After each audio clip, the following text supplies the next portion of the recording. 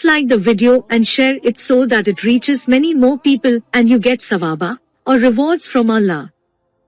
This could be a sawabe jariyah or continuous reward for you long after you are gone. Volume 4, Book 56, number 725. Narrated by Abu Jamra. Ibn Abbas said to us, "Shall I tell you the story of Abu Dar's conversion to Islam?" We said, "Yes." He said, Abu Dar said, "I was a man from the tribe of Gifar. We heard that a man had appeared in Mecca, claiming to be a prophet. Said to my brother, 'Go to that man and talk to him and bring me his news.' He set out, met him and returned. I asked him, 'What is the news with you?' He said, 'By Allah, I saw a man enjoining what is good and forbidding what is evil.' I said to him, 'You have not satisfied me with this little information.'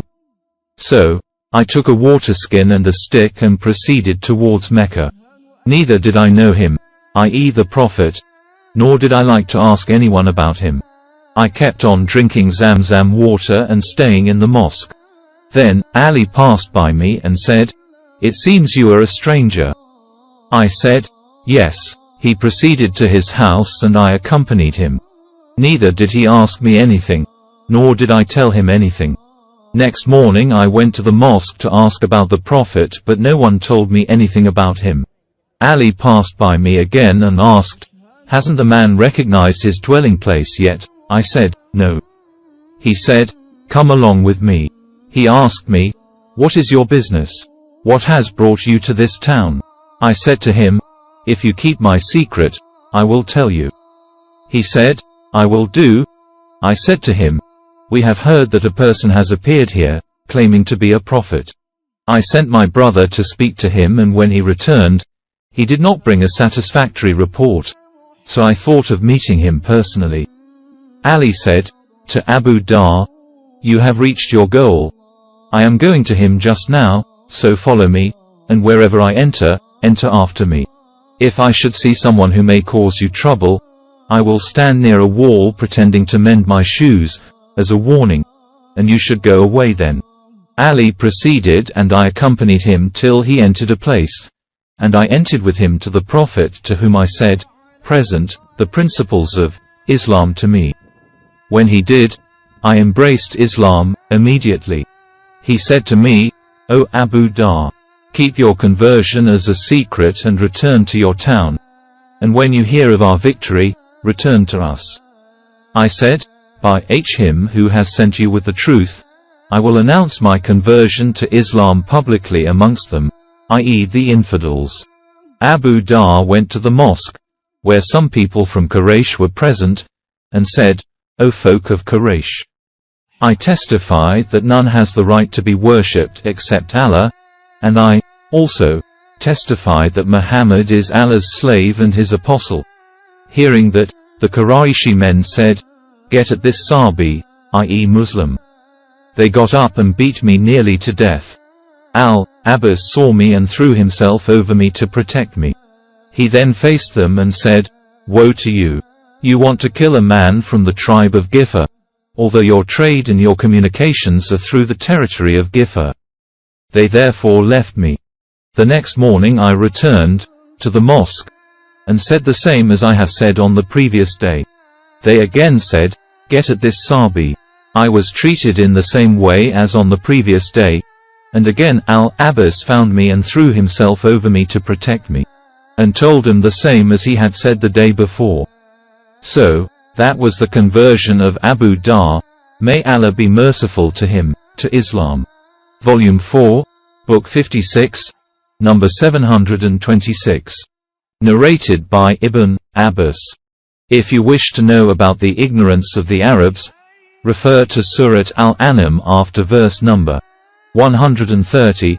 Indeed, lost are those who have killed their children from folly without knowledge and have forbidden that which Allah has provided for them, inventing a lie against Allah. They have indeed gone astray and were not guided. 6.14. Volume 4, Book 56, number 727. Narrated by Ibn Abbas. When the verse, "And warn your tribe of near kindred," 26.214, was revealed, the Prophet started calling the Arab tribes O Bani Fi, O Bani Adi, mentioning first the various branch tribes of Quraysh. Narrated Ibn Abbas, when the verse, and warn your tribe of near kindred, 26.214, was revealed, the Prophet started calling every tribe by its name. Volume 4, Book 56, number 728. Narrated by Abu Hurairah. The Prophet said, O Bani Abd Munaf, buy yourselves from Allah. O Bani Abdul Muttalib, buy yourselves from Allah. O mother of Az Zubair bin al-Awwam, the aunt of Allah's apostle, and O Fatima bint Muhammad, buy yourselves from Allah, for I cannot defend you before Allah. You, both, can ask me from my property as much as you like. Volume 4, Book 56, number 729. Narrated by Anas.